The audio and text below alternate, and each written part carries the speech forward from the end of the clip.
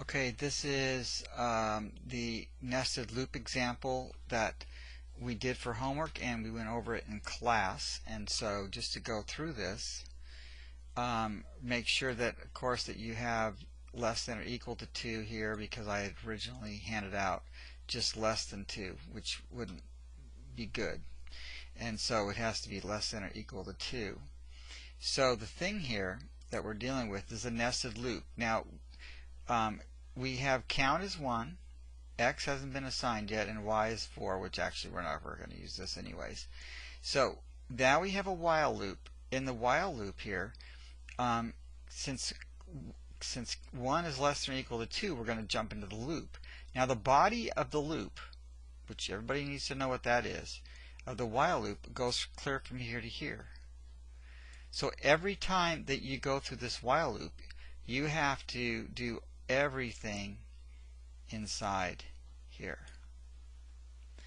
Now, part of this loop body is a for loop.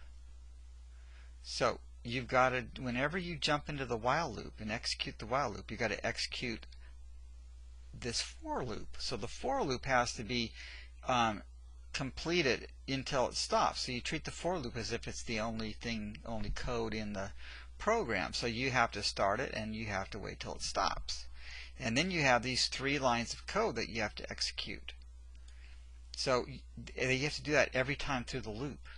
And this is called the outer loop right here. This is on the outside. And on the inside this body is another loop. This is called a nested loop in here.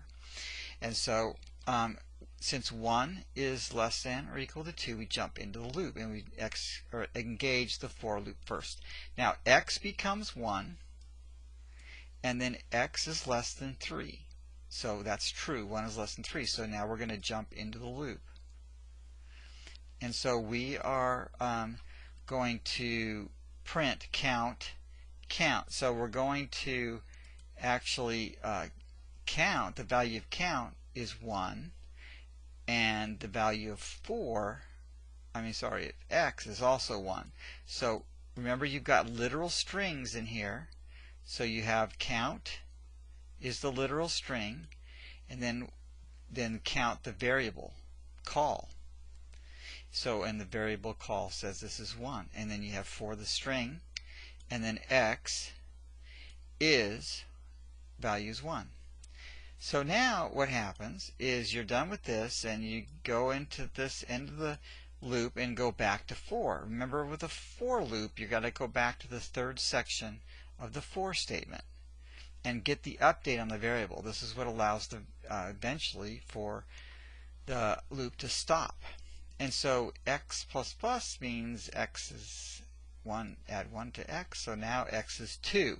Well, 2 is less than 3, so we jump back into the loop, and we're going to print count as the literal string, and then the value of count, which is still 1, because count's not changing during the for loop. And then x, though, is changed to 2 now. So you can see that you're going to print count 1 and then for 2. Alright, so now we have come back. We've finished this loop a second time, and now we're going to go back to here, and x gets incremented, and it becomes, oops, I blew it here, and it becomes 3. And so 3 is not less than 3. So we're going to kick out of the for loop and go to the first line of code following the body of the loop. So now we have to execute these 3 lines of code. So we're going to print hello, and then the next thing we're going to do is hit the enter key, and so it's going to have a blank line, and then count plus means we are going to increment count. So count now becomes 2. So now we're done with the while loop body, and so we're going to go back to while, because that's what this curly brace is 4. It's for the while loop. And the count is now 2. And 2 is less than or equal to 2, so we're going to jump back into the loop. And so, jumping back into the loop, you can see again, we've got to execute the for loop and the 3 statements. Well, here's the key thing, and this is where a lot of students mess up. When you, and maybe I should type this in, but the important thing is, when you revisit a nested loop,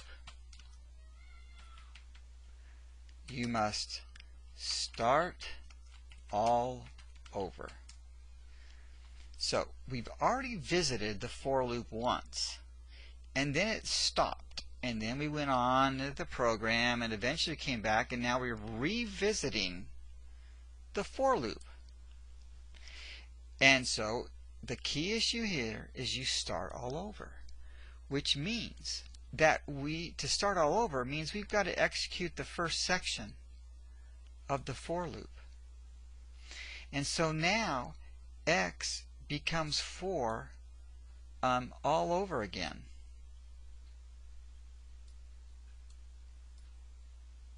X becomes 1 all over again.